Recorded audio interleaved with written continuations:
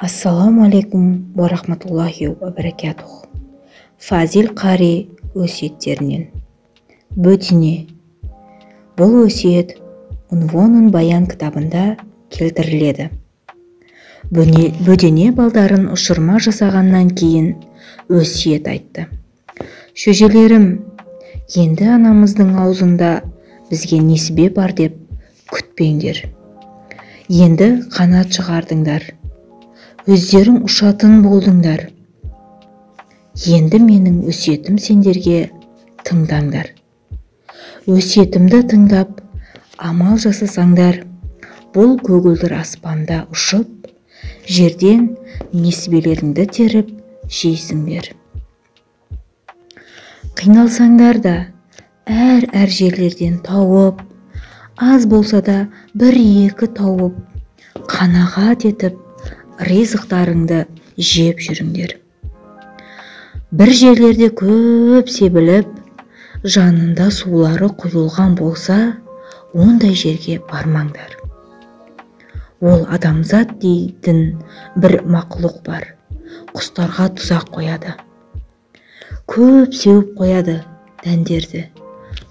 Ол жерге түсіп жеген кезде тұзаққа түсесіңдер.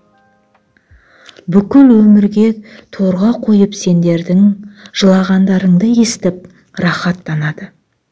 Я болмаса сорпа жасап ішіп жібереді. Я болмаса өзіңе ұқсаған бөденемен соғыстырып рахаттанады. Мың әл-хазар, ондай көп себілген жерге бармаңдар. Соны ана балдарына өсиет етіп, балдарына ақ жол тіледі. Бір баласы ана жаққа ұшады, мына жаққа ұшады. Ұшып жүрді де, қиналып тауып жүрген дәндері бір жерде үйылып тұрған көрді. Жанында су да бар екен. Білді, анасы айтқан тұзақ осы болу керек. Деді де, бір рет шұқимын. Бір рет шұқығанда тұзаққа түспеймін деп, бір рет шұқығанда ол қиналып тауып жүргеннен тәттірек болып кетті. Екінші, үшіншісін шұқыды. Төртіншісіне келгенде тап етіп торға түседі. Аңшы келіп бөденені қолына алғанда, амалсыздығым құрсын, басыма бәлені өзім тілеп алдым, деді. Аңшы таң қалып, сен сөйлейтін бөденесің ба? Я, сөйлеймін. Енді мені торға салып, даусымды естисің, не болмаса өзім сияқты бөденемен төбелестіресің, яки сорпа етіп ішіп жібересің. Осы үшеуінен біреуін істейсің, я үш өсиетім бар, соны тыңдайсың ба? Аңшы бөденеге қырғын келген жоқ, өсиетіңді тыңдасам тыңдайын, кәні айт өсиетіңді депті. Бірінші өсиетімді қолыңды ашып тұрасың, қолыңды айтамын. Екінші өсиетті ұшып ағашта айтамын. Үшіншісін ұшып кете жатқанда айтамын, депті. Ал жарайды, деп аңшы қолын ашты. Бір сілкініп бөдене өзіне келді де, қолыңнан кеткен баққа ешқашан өкінбе. Кеткен нәрсені қайтарамын деп абыройыңды төгіп алма. Кеткен кетеді.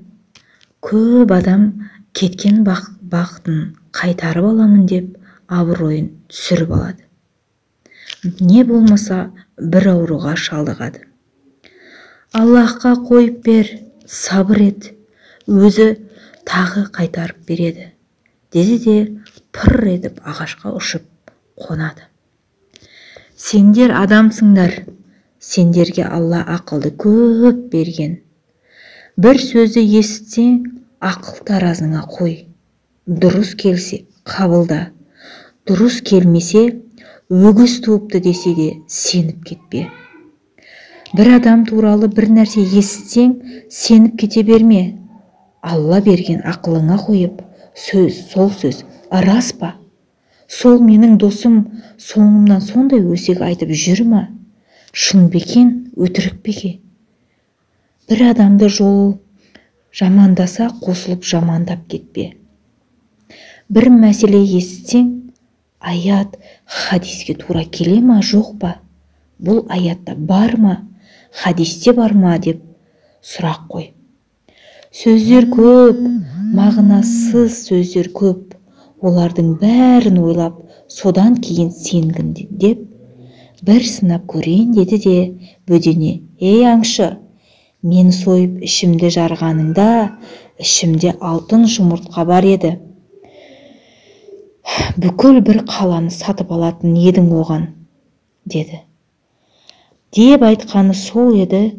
Аңшы өзін ұрып: ой, мен өсиетіңді тыңдамай сойып алтыныңды алмаймын ба? Алла өзі беріп тұрған екен ғой, әттең деп жылап кетеді. Сәл өзіне келіп: мейлі, үшінші өсиетіңді айт депті. Ей бейамал, мен бір рет амал жасамай бәлеге жолығып, зорға құтылдым. Сен қазір көз алдымда екі өсиетке амал жасамадың. Қолыңнан кеткен баққа өкінбе десем, өкініп жарты сағатына жерде жыладың. Екіншісі, мен бөдене болсам, менде қайдағы алтын? Ей надан, сол ақыңа жетпеді ма? Жарайды, үшіншісін айт. Жоқ, бейамалдарға сөз бекер. Ақмақтарға, тентектерге өсиет жасаймын, сөз үйретемін деп те көп адамдар күйінеді. Бірақ сөз ауаға ұшады. Оғанда Сади Гүлістанда бір нәрсені келтіреді. Үндістан ормандарында бір құрт бар екен. Шоққа ұқсап жылтыр етеді. Оны білмеген адам шоқ деп ойлайды екен.